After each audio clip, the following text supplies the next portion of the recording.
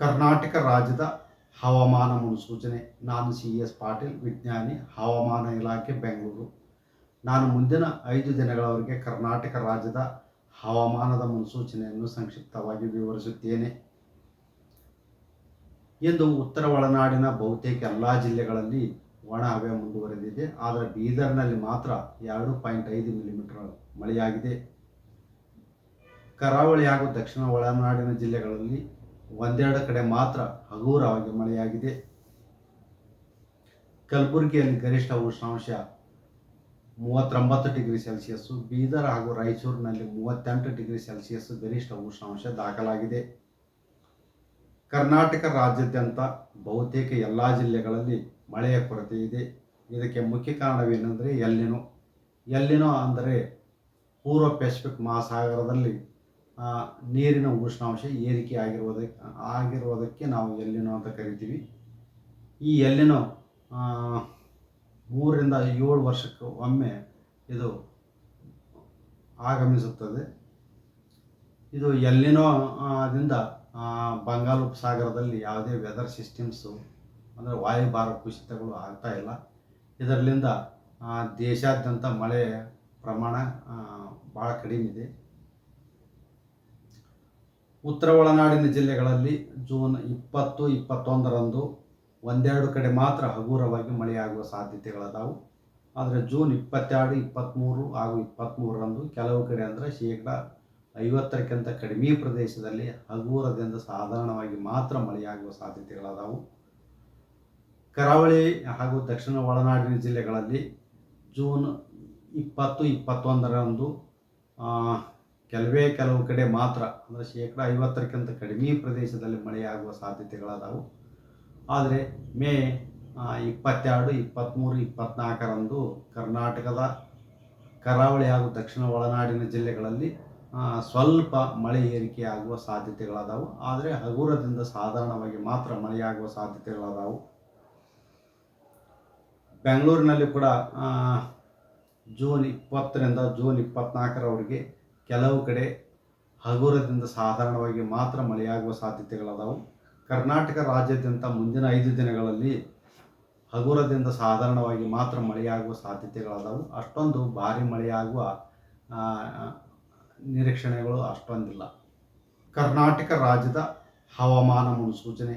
ನಾನು CS ಪಾಟೀಲ್, ವಿಜ್ಞಾನಿ, ಹವಾಮಾನ ಇಲಾಖೆ, ಬೆಂಗಳೂರು.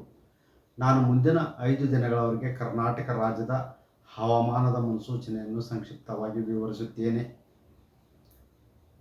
ಇಂದು ಉತ್ತರ ಒಳನಾಡಿನ ಬಹುತೇಕ ಎಲ್ಲ ಜಿಲ್ಲೆಗಳಲ್ಲಿ ಒಣ ಹವೆ ಮುಂದುವರೆದಿದೆ. ಆದರೆ ಬೀದರ್ನಲ್ಲಿ ಮಾತ್ರ 2.5 ಮಿಲಿಮೀಟರ್ ಮಳೆಯಾಗಿದೆ. ಕರಾವಳಿ ಹಾಗೂ ದಕ್ಷಿಣ ಒಳನಾಡಿನ ಜಿಲ್ಲೆಗಳಲ್ಲಿ ಒಂದೆರಡು ಕಡೆ ಮಾತ್ರ ಹಗುರವಾಗಿ ಮಳೆಯಾಗಿದೆ. ಕಲಬುರಗಿಯಲ್ಲಿ ಗರಿಷ್ಠ ಉಷ್ಣಾಂಶ 39 ಡಿಗ್ರಿ ಸೆಲ್ಸಿಯಸ್ಸು, ಬೀದರ್ ಹಾಗೂ ರಾಯಚೂರಿನಲ್ಲಿ 38 ಡಿಗ್ರಿ ಸೆಲ್ಸಿಯಸ್ ಗರಿಷ್ಠ ಉಷ್ಣಾಂಶ ದಾಖಲಾಗಿದೆ. ಕರ್ನಾಟಕ ರಾಜ್ಯಾದ್ಯಂತ ಬಹುತೇಕ ಎಲ್ಲ ಜಿಲ್ಲೆಗಳಲ್ಲಿ ಮಳೆಯ ಕೊರತೆ ಇದೆ. ಇದಕ್ಕೆ ಮುಖ್ಯ ಕಾರಣವೇನೆಂದರೆ ಎಲ್ಲಿನೋ ಅಂದರೆ ಪೂರ್ವ ಪೆಸಿಫಿಕ್ ಮಹಾಸಾಗರದಲ್ಲಿ ನೀರಿನ ಉಷ್ಣಾಂಶ ಏರಿಕೆ ಆಗಿರುವುದಕ್ಕೆ ನಾವು ಎಲ್ಲಿನೋ ಅಂತ ಕರಿತೀವಿ. ಈ ಎಲ್ಲಿನೋ 3 ರಿಂದ 7 ವರ್ಷಕ್ಕೆ ಒಮ್ಮೆ ಇದು ಆಗಮಿಸುತ್ತದೆ. ಇದು ಎಲ್ಲಿನೋ ದಿಂದ ಬಂಗಾಳ ಉಪಸಾಗರದಲ್ಲಿ ಯಾವುದೇ ವೆದರ್ ಸಿಸ್ಟಮ್ಸು ಅಂದರೆ ವಾಯುಭಾರ ಕುಸಿತಗಳು ಆಗ್ತಾ ಇಲ್ಲ. ಇದರಿಂದ ದೇಶಾದ್ಯಂತ ಮಳೆ ಪ್ರಮಾಣ ಭಾಳ ಕಡಿಮೆ ಇದೆ. ಉತ್ತರ ಒಳನಾಡಿನ ಜಿಲ್ಲೆಗಳಲ್ಲಿ ಜೂನ್ 20-21ರಂದು ಒಂದೆರಡು ಕಡೆ ಮಾತ್ರ ಹಗುರವಾಗಿ ಮಳೆಯಾಗುವ ಸಾಧ್ಯತೆಗಳದಾವು. ಆದರೆ ಜೂನ್ 22, 23 ಹಾಗೂ 23ರಂದು ಕೆಲವು ಕಡೆ ಅಂದರೆ 50%ಕ್ಕಿಂತ ಕಡಿಮೆ ಪ್ರದೇಶದಲ್ಲಿ ಹಗುರದಿಂದ ಸಾಧಾರಣವಾಗಿ ಮಾತ್ರ ಮಳೆಯಾಗುವ ಸಾಧ್ಯತೆಗಳದಾವು. ಕರಾವಳಿ ಹಾಗೂ ದಕ್ಷಿಣ ಒಳನಾಡಿನ ಜಿಲ್ಲೆಗಳಲ್ಲಿ ಜೂನ್ 20-21ರಂದು ಕೆಲವು ಕಡೆ ಮಾತ್ರ ಅಂದರೆ 50%ಕ್ಕಿಂತ ಕಡಿಮೆ ಪ್ರದೇಶದಲ್ಲಿ ಮಳೆಯಾಗುವ ಸಾಧ್ಯತೆಗಳದಾವು. ಆದರೆ ಮೇ 22, 23, 24ರಂದು ಕರ್ನಾಟಕದ ಕರಾವಳಿ ಹಾಗೂ ದಕ್ಷಿಣ ಒಳನಾಡಿನ ಜಿಲ್ಲೆಗಳಲ್ಲಿ ಸ್ವಲ್ಪ ಮಳೆ ಏರಿಕೆಯಾಗುವ ಸಾಧ್ಯತೆಗಳದಾವು. ಆದರೆ ಹಗುರದಿಂದ ಸಾಧಾರಣವಾಗಿ ಮಾತ್ರ ಮಳೆಯಾಗುವ ಸಾಧ್ಯತೆಗಳದಾವು.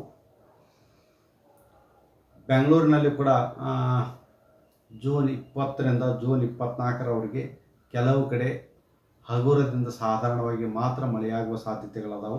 ಕರ್ನಾಟಕ ರಾಜ್ಯಾದ್ಯಂತ ಮುಂದಿನ 5 ದಿನಗಳಲ್ಲಿ ಹಗುರದಿಂದ ಸಾಧಾರಣವಾಗಿ ಮಾತ್ರ ಮಳೆಯಾಗುವ ಸಾಧ್ಯತೆಗಳದಾವು. ಅಷ್ಟೊಂದು ಭಾರಿ ಮಳೆಯಾಗುವ ನಿರೀಕ್ಷಣೆಗಳು ಅಷ್ಟೊಂದಿಲ್ಲ.